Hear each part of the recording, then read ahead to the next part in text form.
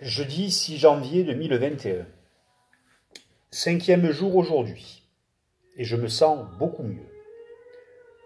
La Sécu m'ayant adressé hier un SMS précisant que je pouvais faire un test le cinquième jour et que s'il se révélait négatif, je pourrais stopper l'isolement, je suis donc allé faire un test ce matin. Mais le coquin était toujours positif. Donc CQFD désormais jusqu'au septième jour. Aujourd'hui, j'ai enfin fait la vaisselle et jeté les cadavres de bouteilles de vin. On progresse, on progresse. J'ai même pris une douche. Et je me suis rasé. Tout cela dans la même matinée. Vous imaginez? Par contre, leur histoire de test au cinquième jour, c'est quand même étrange. Non, en fait, ce n'est pas étrange, c'est même plutôt cohérent. Car notre beau pays qu'est la France est un pays de travailleurs et non de malades. Alors inutile de perdre son temps en convalescence. Je ne sais pas vous, mais moi je m'y perds. Ce que je sais par contre, c'est que cet isolement forcé, même s'il revêt quelques lourdeurs, me met de plus en plus en état d'écriture. J'en serais même à souhaiter rechuter pour prolonger ce temps. Ce temps où quelque chose de moi se réenclenche. Par contre, la couturière ne m'a toujours pas appelé pour me dire que mon manteau était prêt. Ça me chagrine un peu. J'aimerais bien pouvoir profiter un peu plus de lui cet hiver. Là, on peut le dire, j'écris pour ne rien dire. Je pourrais vous dire, tiens, oui, je vais vous dire. Cet après-midi, au réveil de ma sieste, j'étais déterminé à changer d'avis. Je me suis dit, oui Didier, en fait, tu vas te suicider. Tu vas passer à l'acte. Quelle belle pensée digne d'une bonne résolution de début d'année. Je me suis regardé en face et je me suis ri au nez. Donc, ce que vous regardez là, moi, vous lisant, n'est pas un film préenregistré. Il n'est pas plus ma lettre d'adieu. C'est du direct vivant. Car je suis, et je ne sais pas trop comment il faut le dire, je suis donc le plus heureux des hommes malheureux ou le plus malheureux des hommes heureux. Pile et face de la même pièce jetée en l'air qui tourne dans le vide de l'air, que l'on rattrape et que l'on regarde. Pile ou face donc? Les deux, mon neveu. Je ne vous parle pas encore d'un projet en gestation avec 2-3 pieds nickelés de mes amis. Mais j'y viendrai, le moment venu. Là, je prends seulement, simplement, le temps et le plaisir d'aligner ces mots et de vous lire. Oui, entendez bien, je vous lis. Je ne suis en rien prétentieux et vous êtes adorables, sincèrement adorables.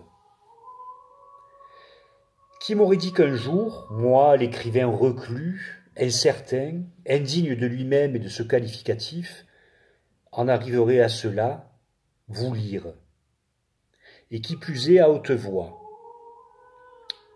Je ne fais pas de poésie, je ne fais pas de phrases, je ne fais que partager l'instant et la sensation. Ce n'est pas pour rien que la phrase de mon tout premier roman est « La table à 4 pieds, mais la chaise est vide, lui parler, lui parler, lui parler. » Vous voyez, je respecte ma logique. Vous êtes cette chaise vide, mais vous êtes là.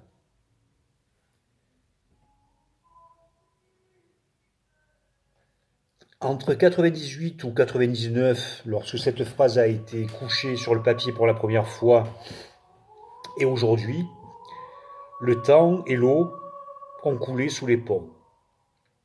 À cette époque, cette phrase, je l'avais écrite sur un cahier qui se faisait l'affront à lui-même de contenir l'œuvre.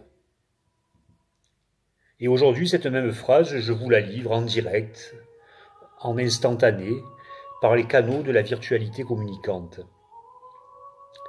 Cela me fait me dire qu'il va falloir, peut-être ce soir, peut-être demain, peut-être un autre jour, que je vous livre comme ça, en direct, en express, en consommable, la première phrase de mon prochain roman. Si tant est qu'un jour advienne un prochain roman. Car des premières phrases de prochains romans, je pense qu'en farfouillant un peu dans mes carnets, que je pourrais vous en livrer quelques-unes. Oh, ça oui. Par contre, les absents, ceux qui manquent, ce sont les personnages, les figures. Comme si, depuis quelques années déjà, il ne pouvait plus y avoir d'incarnation. Ça m'inquiète un peu cette histoire, car ça ressemble un peu trop au monde d'aujourd'hui. Qui y incarne quoi? Ou peut-être ai-je loupé un épisode. Mais je me fous du monde comme il va, comme il fut et des lendemains qui. La nécessité de l'incarnation est intemporelle et ne doit pas se soumettre aux aléas d'un contexte. Donc j'irai prochainement piocher dans la glaise de mes premières phrases pour en pétrir à main nue ces figures, ces incarnations qui m'appellent.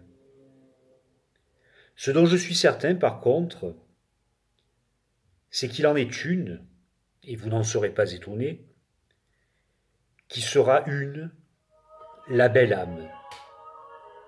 On ne la reconnaîtra pas forcément. Peut-être volera-t-elle, ou peut-être ne sera-t-elle qu'une voix. Elle sera au cœur, car elle est au cœur. Tout a fini là, tout part de là. Dans chaque lettre dessinée, le chant d'une résurrection. C'est cela les mots. Un ami a dernièrement fait un jeu de mots tout à fait intéressant avec le prénom de la belle âme. Nous avons parfois nos jeux où signifiant et signifié s'en donnent à cœur joie en terrasse à l'apéro. Mais cette trouvaille-là de l'ami, même si elle pose quelque chose de précis, n'en donne pas moins un sens qui, et sans doute le regrettera-t-elle, nous lie malgré tout un peu plus. Tout n'est qu'une question d'interprétation. Je sais pour mon prochain roman, quelle figure sera la belle âme. Et si le réel me jouait d'ici là un tour bien heureux, cela ne remettrait rien en question. Car le réel traversé n'est jamais la fiction, et tout autant l'inverse. Oui, surtout l'inverse. La fiction n'est jamais le réel traversé. Tenez-le vous pour dit une bonne fois pour toutes, et cessez de chercher dans chaque mot, chaque phrase écrite, la raison qui aurait fait que.